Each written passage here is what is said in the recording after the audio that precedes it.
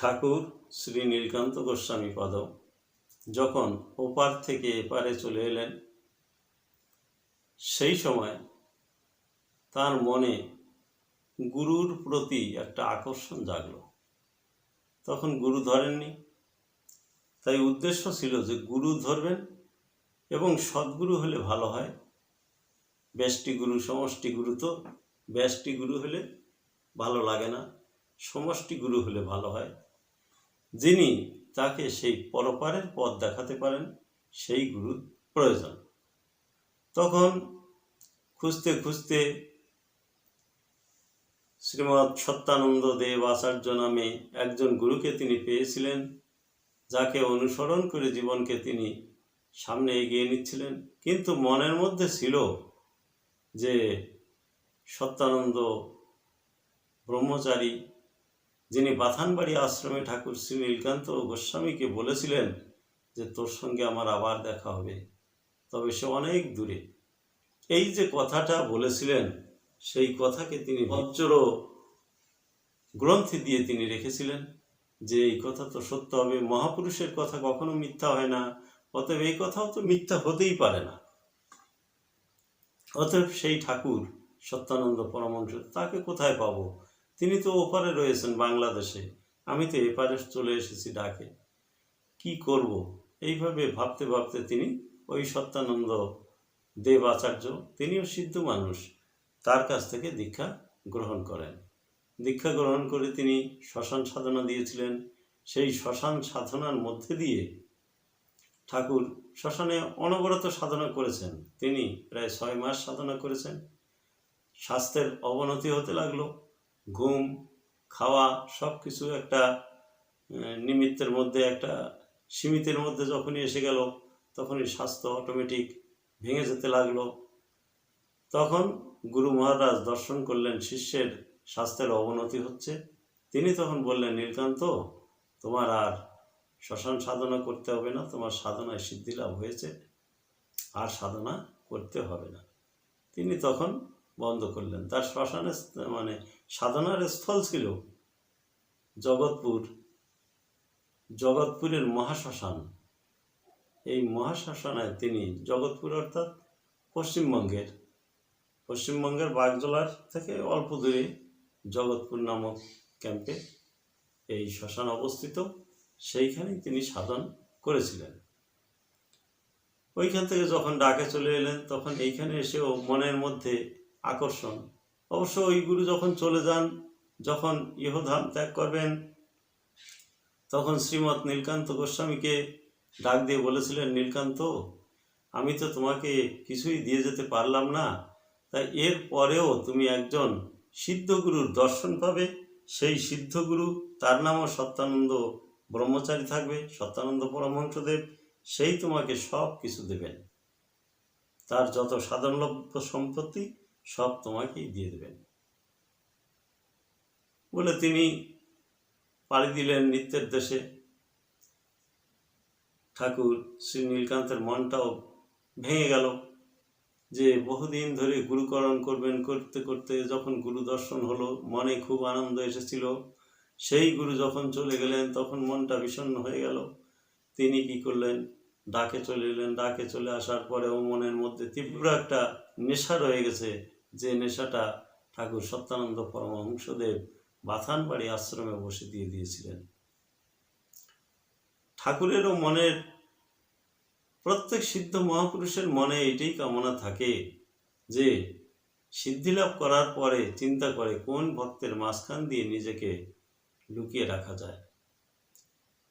প্রত্যেক মহাপুরুষ, ঠাকুর রামকৃষ্ণদেব, তিনি লুকিয়েছিলেন বিবেকানন্দের মধ্যে দিয়ে, হরি ঠাকুর লুকিয়েছিলেন গুরুচাঁদ ঠাকুরের মধ্যে দিয়ে, এমনি তারা বিভিন্ন মহাপুরুষ, গৌরাঙ্গ মহাপ্রভু লুকিয়েছিলেন নরোত্তম ঠাকুরের মধ্যে। প্রত্যেকে এক একজন প্রধান শিষ্য করেন এবং তার মধ্যে দিয়ে নিজেকে বাঁচিয়ে রাখতে চান। ঠাকুর সত্যানন্দ সিদ্ধিলাভ করার পরে তিনিও খুঁজে চলেছিলেন সেই ছেলেটা কোথায়, যাকে আমি একদিন বলেছিলাম বাথানবাড়ি আশ্রমে বসে যে তোর সঙ্গে আমার আবার দেখা হবে, তবে সে অনেক দূরে, সে ছেলেটা কোথায়? তিনি খুঁজে বেরিয়েছেন, তাই তার দণ্ড কারণে আসে। তিনি একদিন কথা প্রসঙ্গে শ্রীমৎ নীলকান্ত গোস্বামীকে বলেছিলেন যে, নীলু, তোর জন্যেই খালি আমার এই দণ্ড কারণে আসা। আমি জানি তোকে আমি কথা দিয়েছিলাম ছোটবেলায় যে তোর সঙ্গে আমার আবার দেখা হবে, তবে সে অনেক দূরে। সেই কথা রক্ষা করার জন্য তোকে দিয়ে আমার বহু প্রয়োজন রয়েছে, আর আমার সেই কথা রক্ষা করার জন্য আমার এই দণ্ড কারণে আসা। তাই ঠাকুর শ্রী নীলকান্তকে তিনি তিলে তিলে পলে পলে কাছে টেনে নিয়েছেন, মানুষ করেছেন, গঠন করেছেন। যখন ঠাকুর সত্যানন্দ পরমহংসদেব এইখানে ৬২ সালে আসেন, সঙ্গে ছিলেন স্বামী বীরানন্দ ব্রহ্মচারী, গুরু শিষ্য উভয়ে এখানে আসেন। আসার পরে যখন বিভিন্ন গ্রাম ঘুরতে লাগলেন, আর সঙ্গে অনেক ভক্তবৃন্দ, স্থানীয় ভক্তবৃন্দ রয়েছেন, তখন ঠাকুর ২৫ নম্বর গ্রামে শ্রী নগেন বাড়ৈর বাড়িতে বসে আছেন, যে বাড়ি থেকে স্বামী গোবিন্দ ব্রহ্মচারী তৈরি হয়েছিলেন। সেইখানে বসেছিলেন। এমন সময় সামনে দিয়ে হেঁটে যাচ্ছেন নীলকান্ত স্বামীজি রাস্তা দিয়ে। ঠাকুরের নজর, তীক্ষ্ণ নজরের মানুষ তো, ঠাকুরের নজর পড়ল মানুষটার দিকে। ঠাকুর শ্রী নীলকান্ত গোস্বামী ঘরে যেয়ে তখন নিজের জামা খুলে বসে আছেন। তিনিও এক পলক দেখেছিলেন ঠাকুর সত্যানন্দকে, তাই তার মনেও একটা যেন কেমন একটা ঝলক মেরে গেল, এই কি সেই মানুষটা যেদিন সেই ছোটবেলায় দর্শন করেছিলাম সেই বাথানবাড়ি আশ্রমে, যে মানুষটা আমাকে বলেছিলেন যে তোর সঙ্গে আমার আবার দেখা হবে, তবে সে অনেক দূরে। এই কি সেই মানুষটা? এদিকে ঠাকুরের মনেও সাড়া দিচ্ছে, এই কি সেই ছেলেটা যাকে বলেছিলাম তোর সঙ্গে আমার আবার দেখা হবে, তবে আজকে নয়, বহুদিন বহু দূরে। সেই ছেলেটা হবে কি? ঠাকুরের মনেও একটা জিজ্ঞাসা দৃষ্টি, ঠাকুর শ্রী নীলকান্তের মনেও একটা জিজ্ঞাসা দৃষ্টি। ঠাকুর তো নিজের গুরু মহারাজকে হারিয়ে তখন একদম দিশেহারা হয়ে পড়েছেন, চাইছেন যে আমার সামনে কেউ একজন সৎ মানুষ থাকুন, যাকে দেখে আমার জীবন পথকে আমি এগিয়ে নিয়ে যেতে পারব। তাই ঠাকুর এদিকে আর তার তীব্রতা বেড়ে গেল। তিনি ভক্তদের বললেন, ওই যে সামনে যে মানুষটা হেঁটে গেল গেরুয়াধারী, ওই মানুষটা কে রে? তখন বললেন, উনি নীলকান্ত গোসাই বাবা, উনি অনেক শিষ্য করেন, উনি গুরুদেব, অনেক শিষ্য হয়েছে ওনার বিভিন্ন গ্রামে, ২৬ নম্বর, তারপর আশেপাশে আরও বহু গ্রামে ওনার অনেক শিষ্য হয়েছে। উনি খুব ভালো মানুষ, কেউ ডাকলে পরে উনি অরাজি হন না। বলে, তাহলে একটু ডাকা যায়? বলে, হ্যাঁ বাবা, ও আপনি ডেকেছেন, আমরা যে বলার সঙ্গে সঙ্গে উনি চলে আসবেন। এত ভালো মানুষ, কারো কোনো আপদ বিপদ কিছু হয়েছে শুনলেই উনি খুব উদ্বিগ্ন হয়ে যান, এবং সেই বিপদ থেকে মানুষকে কি করে উদ্ধার করা যায় সে চেষ্টা তিনি করেন। বলে, যা তো ডেকে আনতো। উনিও যে মনের মধ্যে সেই হারানো সুর, সেই সুর ধরে, তাই না, জীবন বিনার ছিন্নতারে, সেই জীবন বিনার ছিন্নতারে তিনি সেই হারানো সুর বাজাচ্ছেন। এই কি সেই মানুষটা যাকে দেখেছিলাম? এমনি করে চিন্তার বোঝা মাথায় নিয়ে বসেছেন, সঙ্গে সঙ্গে ডাক গেল, দাদা বলো, আমাদের গুরুদেব আপনাকে একটু ডাকছেন। কথা শুনে এর কথা শেষ হতে না হতেই তিনি বেরিয়ে পড়লেন। এসেই অমনি যখনই উঠানে প্রবেশ করেছেন, তখন ঠাকুরের নজর পড়ল তার দিকে। ঠাকুর যেন ঘর থেকে বেরিয়ে এলেন, এসে জড়িয়ে ধরলেন নিজের সেই হারানো, সেই যে সূত্র, সেই হারানো সূত্রকে জড়িয়ে ধরলেন। দুজনের চোখ, চারটি চোখের ধারায় তখন যেন প্লাবন বইছে। দুজন যেন কত দিনের বিরহ সন্তাপ একে অপরকে জড়িয়ে ধরে সেইগুলো সব খরিত হয়ে যাচ্ছে। বোঝানো যায় না, বোঝানো যায় না। আমরা যদি বৃন্দাবন লীলায় যাই, বৃন্দাবনে যখন মহাপ্রভুর পরিকর বর্গ রূপ, সনাতন, শ্রীজীব এরা যখন বৃন্দাবনে লীলা করছিলেন, ঠিক একদিন এই অবস্থাই ঘটেছিল। দিগ্বিজয়ী বীর তিনি বিভিন্ন জায়গায় দিগ্জয় করে এসে তখন শুনলেন যে বৃন্দাবনের সবচেয়ে বড় গোস্বামীপাদ রয়েছেন শ্রী রূপ গোসাই আর শ্রী সনাতন গোস্বামী, দুজন। যখনই শুনলেন তখন বললেন, ঠিক এদের কাছ থেকে আমার বিজয়পত্র নিলেই আমার যাত্রা শুভ হবে, আমার জীবনের উদ্দেশ্য সফল হবে। তখন তিনি কি করলেন, দোলায় চড়ে হাঁক দিয়ে বেড়াচ্ছেন, যুদ্ধং দেহি যুদ্ধং দেহি। ডাক শুনে সবাই বেরিয়ে আসছে, কাকে যুদ্ধ চায়, কার কাছ থেকে যুদ্ধ নেবে। দিগ্বিজয়ী পণ্ডিত সবাই একটা ভীত ত্রস্ত হয়ে আছে। তখন এসে রূপ গোস্বামীকে বলছেন যে আমি যুদ্ধ চাই, বাক্যযুদ্ধ। কেন? তা আমার জয়ের প্রয়োজন, আমি জয় চাই, জীবনে আমি পরাজিত থাকতে চাই না। বলে, ভালো কথা, নিয়ে এসো, তুমি কোথায় লিখে নেবা, আনো। তখন তিনি কাগজ দিলেন এগিয়ে, সেই কাগজে সই করলেন যে আমি হেরে গেছি। সাধু মানুষ সহজেই হেরে যান, সহজেই হার মানেন, তারা তর্কযুদ্ধে জয়ী হতে চান না। এইটাই মহতের লক্ষণ। যত মহৎ জগতে রয়েছেন সকলেই হার মেনে গেছেন। আজকে শ্রী রূপ গোস্বামী, সনাতন গোস্বামী স্বেচ্ছায় হার মেনে নিলেন, চুপচাপ বসে আছেন। দিগ্বিজয়ী পণ্ডিত আরও ফুলে উঠেছেন যে যারা বৃন্দাবনের মৌড়মণি, যারা বৃন্দাবনের মাথা, তাদের সেই মাথাকে আমি মুন্ডন করেছি। অতএব আমার মতো শক্তিশালী, আমার মতো জ্ঞানী, আমার মতো বুদ্ধিমান, তার্কিক, বাক্যবাগীশ আর কেউ জগতে নেই।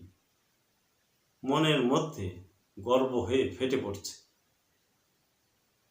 এমন সময় শ্রীজীব গোস্বামী, এনাদের সন্তান, এই রূপ গোস্বামী, সনাতন গোস্বামীর সন্তান, তিনি সন্তান শুধু নন, তিনি শিষ্য। তিনি হেঁটে আসছেন যমুনার থেকে স্নান করে, যমুনার জলে নিজেও গাত্র বিধৌত করে তিনি আসছেন কুটির প্রাঙ্গণে। কিন্তু দেখছেন যে একজন মানুষ ওই রূপ সনাতনের কথা বলতে বলতে যাচ্ছেন দোলায় চড়ে। তিনি থমকে দাঁড়ালেন, ব্যাপার কি? রূপ সনাতনের মতো পণ্ডিত এই ত্রিজগতে আছে কিনা সন্দেহ, তাদেরকে পরাজিত করে ইনি সন্তুষ্ট, আর এত সহজেই তারা পরাজিত হয়ে গেলেন। তখন গুরুর গরিমা, গুরুর মহিমা বজায় রাখতে তিনি কি বললেন, যে আমার সঙ্গে বাক্য যুদ্ধ দিন। বলে, তুমি কে?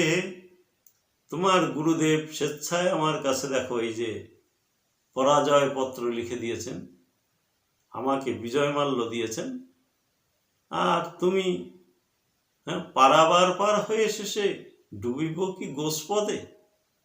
আমি সমুদ্র পার হয়ে এসেছি, আর এই গরুর পায়ের গর্তে যেটুক জল, সেই জলে কি আমি ডুববো? এসো। তখন তিনি দোলার থেকে নেমে এলেন, এসে যুদ্ধ দিলেন।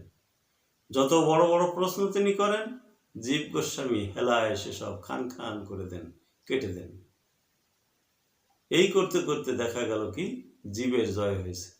তখন পিছনের যত লোক ছিল সবাই জীবের জয়ধ্বনি দিচ্ছে। জীব ধীরে ধীরে জয়ধ্বনি মাথায় নিয়ে কুটির প্রাঙ্গণের দিকে অগ্রসর হয়েছে। যখন কুটিরের অনতি দূরে রয়েছে তখন রূপ গোস্বামীকে বলছে, দেখো তো জীবের পিছনে এত কোলাহল কেন? তখন সবাই জয়ধ্বনি দিচ্ছে। বলছে যে জীবের পিছনে সবাই জয়ধ্বনি দিচ্ছে। বলে, কেন? বলে ওই যে দিগ্বিজয় পণ্ডিত চলে গেল না, ওই পণ্ডিতকে ও হারিয়ে দিয়েছে। বলে আচ্ছা আচ্ছা। যখনই এসে প্রণাম করলো তখন বলল, দেখো তোমাকে আমি ত্যাগ করলাম, তোমার মুখ আমি দর্শন করব না, তুমি চলে যাও, তোমার এই কুটিরে আর জায়গা নেই। ধীর পায়ে, কোনো প্রতিকার না করে ধীর পায়ে তিনি পিছিয়ে চলেছেন আশ্রম। মুখ দর্শন করবেন না, এই মুখ তিনি আর দেখাবেন না। যদি দেখান তাহলে তো তার বাক্য, গুরুর বাক্য লঙ্ঘন হয়ে যাবে। তাই তিনি চলেছেন হেঁটে। যশ প্রতিষ্ঠা সুকরি বিষ্ঠা, মেখে এলে সারা গায়ে। যে জিনিসকে আমরা স্বেচ্ছায় ত্যাগ করলাম, আত্মপ্রতিষ্ঠা, আত্মযশ, এ কোনো প্রয়োজন নেই, তুমি সেই জিনিস গ্রহণ করে চলে এসেছ। তা গোস্বামী অন্যজন বলছেন, দেখো সে তার গুরুর গরিমাকে ম্লান হতে দেখে সহ্য করতে না পেরে এই কাজ করেছে, তাই বলে আমরা তাকে ঠেলে ফেলে দেব? আমরা বৈষ্ণব, বৈষ্ণব হয়ে আমাদের ক্রোধ জয় করা দরকার ছিল, আমরা তো তা পারি না। বলে হ্যাঁ, সত্যি কি তাই?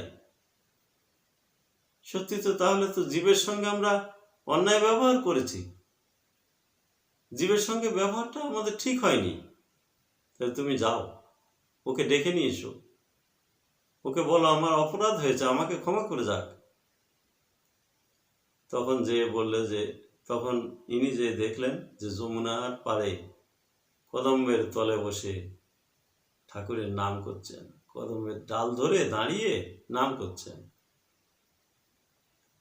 দীনহীন কৃশ হয়ে গেছে, শরীরের দিকে তাকানো যাচ্ছে না, তার চোখের জলে ধারা বয়ে যেন সেই যমুনার সঙ্গে মিশে গিয়েছে।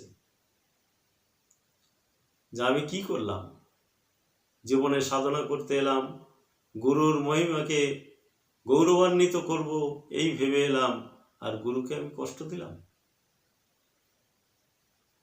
আর আজকালকার আমাদের মতো মানুষ হলে কি বলতাম, গুরুরই অন্যায়, আমার প্রতি অন্যায় ব্যবহার করেছে।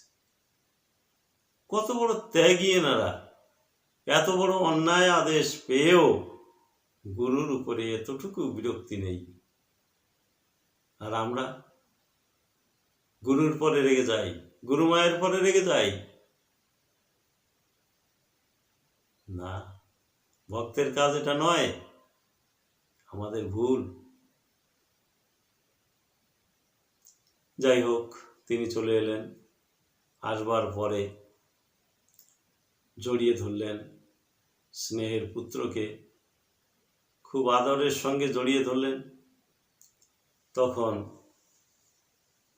এখানে পদকার লিখেছেন, চারি চক্ষুর ধারায় তিতিল বৃন্দাবনের রজ, দিগ্বিজয়ীর পরশে সূচি হইল অসুচি ব্রজ। যে ব্রজভূমি এতদিন ধরে অসুচি ছিল, সেই ব্রজভূমি আজ দিগ্বিজয়ী বীর শ্রীমৎ জীব গোস্বামী পাদ, তার পরশে আজ সূচি হয়ে গেল। তাই চারি চক্ষুর ধারায় তিতিল বৃন্দাবনের রজ, দিগ্বিজয়ীর পরশে সূচি হইল অসুচি ব্রজ। তাই আজকে ঠাকুর সত্যানন্দের সঙ্গে শ্রীনীলকান্তের মিলন। চাঁদের গায়ে চাঁদ লেগেছে, আমরা ভেবে করব কি? এই চাঁদের গায়ে চাঁদ লেগেছে, মিশে গেছে। তাদের ক্রন্দন ধ্বনি দেখে, ক্রন্দনের শব্দ শুনে, তাদের ক্রন্দন চোখের জল দেখে যত ভক্ত সামনে ছিল, কেউ আর সুস্থ থাকতে পারল না। সবাই জয় বাবা সত্যহরির জয়, জয় বাবা শ্রীনীলকান্তের জয় বলে ধ্বনি দিতে লাগলো। একটা আনন্দ মুখর পরিবেশের সৃষ্টি হলো। এই হলো ঠাকুর সত্যানন্দ শ্রীনীলকান্ত গোস্বামী। এনাদের লীলা যে প্রকাশ করব সেই মন আমার নেই, সেই মানসিকতা নেই। সেই গুচ্ছ আমার কাছে নেই। সেই যে ভাব, সেই যে রস, সেই যে তরঙ্গ, সেই যে উদ্বেলতা, এগুলো আমার কাছে নেই। আপনারা শুধু ভক্তমণ্ডলী, আপনাদের সকলের কাছে সেই জিনিস রয়েছে। আপনারা সেই রসধারায় সিঞ্চিত করে ঠাকুরের এই সকল রসগুলো গ্রহণ করুন, এইটি আমার আপনাদের কাছে কামনা। জয় সত্য হরি, জয় সত্য হরি, জয় সত্য হরি।